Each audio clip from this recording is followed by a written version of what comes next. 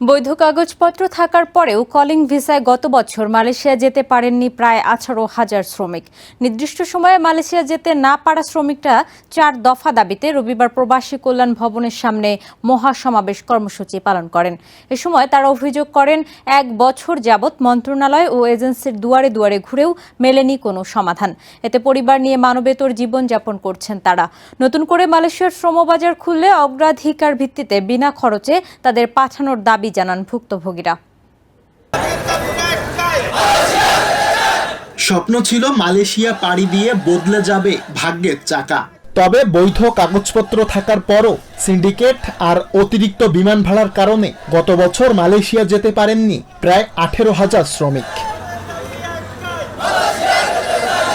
রবিবার 4 দফা দাবিতে প্রবাসী কল্যাণ ভবনের সামনে বিক্ষোভ করেন মালয়েশিয়া যেতে না পারা শ্রমিকরা। তাদের অভিযোগ, 1 বছর যাবৎ মন্ত্রণালয় আর এজেন্সির দুয়ারে ঘুরে মিলেছে শুধুই আশ্বাস। ভাগ্যের চাকা পরিবর্তনের বদলে ঋণের দায় আর পরিবার নিয়ে মানবেতর জীবনযাপন করছেন তারা। আশ্বাস নয়, দ্রুত সময়ের মধ্যে সরকারকে সমস্যা সমাধানের দাবি জানান শ্রমিকরা। আমরা এখানে প্রতিবারই মন্ত্রণালয়ে আসি, ওনারা খালি আমাদের আশ্বাস ছাড়া কিচ্ছু দিতেছে না। এখন আমাদের দাবি একটাই, আমরা মালয়েশিয়া যেতে চাই। কবে নিব এর একটা সঠিক লিখিতভাবে আমাদের জমা দিতে হবে আমাদের কাছে। আমাদেরকে অগ্রাধিকার দিয়ে আমাদেরকে আগে পাঠাইতে হবে। আর কোনো টাল বাহানা আমরা মানব না।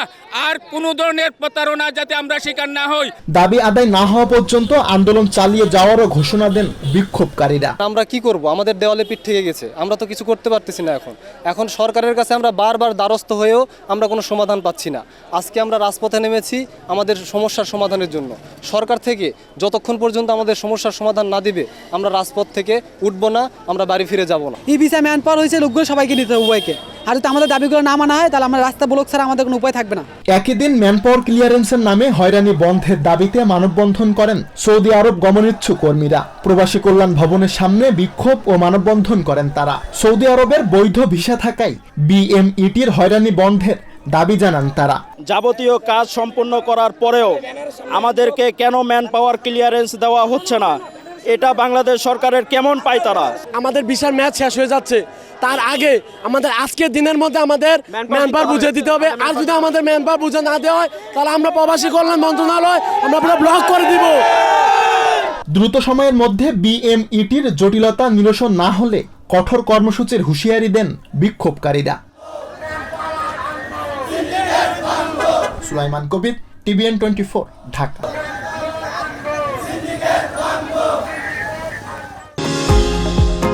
নিউ ইয়র্ক থেকে সম্প্রচারিত TVN 24 টেলিভিশন বিশ্বজুড়ে বাঙালির কণ্ঠস্বর।